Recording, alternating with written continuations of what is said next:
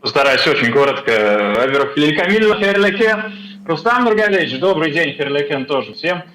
Рад вас видеть, слышать. Меня уже представили Евгений Евневич. Давайте вот без, по классике, без дюб, там, Муниров и подобных вещей. Серьезная вещь произошла 2 недели назад. Вы, наверное, слышали про ситуацию с ВАДА и КАС. Когда спортивный арбитраж, он все-таки признал обоснованным решение Всемирного антидопингового агентства лишить РУСАДА статуса соответствия, но на 2 года вместо 4 лет. Кто-то говорит, что это победа, кто-то говорит, что это все равно такое серьезное и плохое решение для нашего спорта. И это решение, все эти санкции продлятся до декабря 2022 года. В целом все на самом деле могло быть и хуже, но мы все равно без гимна, без флага. И что тоже важно, мы с запретом на проведение турниров уровня Олимпийских игр и чемпионатов мира. И вот отсюда как раз все и вопросы. Первое, Рустам Нургалевич, как вы вообще сами отнеслись к этой новости с КАС, с ВАДой и ко всей этой ситуации? Ну, второе, был ли или не был в последние как раз-таки недели диалог с международными спортивными организациями? И вот те турниры, которые уже были запланированы в Казани, в Татарстане, все ли остается в силе? И тоже немаловажно, будут ли в течение этих 2 лет, до декабря 2022 года, вестись переговоры о проведении больших международных турниров в Казани и Татарстане? Ну, во-первых, спасибо за вопрос. Рад вас приветствовать, хотя вот в таком формате по телевизору вас увидеть. По телевизору мы видим, а так специальный телевизор у вас. Я бы не сказал, что это наша победа, это победа других.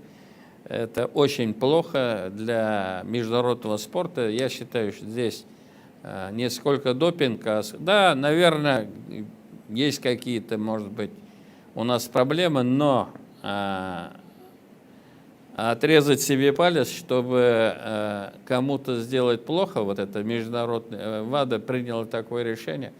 Все, что делается, не во благо спорта, а во благо каких-то политических амбиций, каких-то лиц.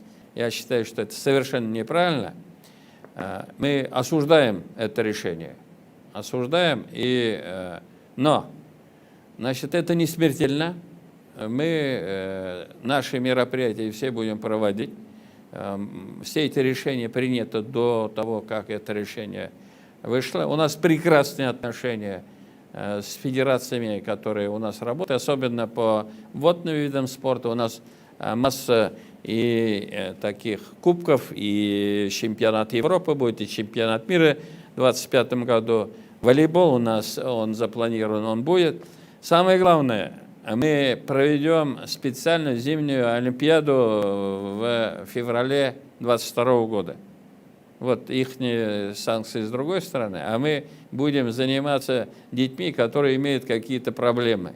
Вот они ищут какую-то грязь, а мы ищем добрые дела. Вот наша страна, на это добро есть президента нашей страны, правительство поддерживает. Поэтому это ратра, буриритра, значит, собака лает, волк идет. Мы будем свое делать, спорт будем развивать.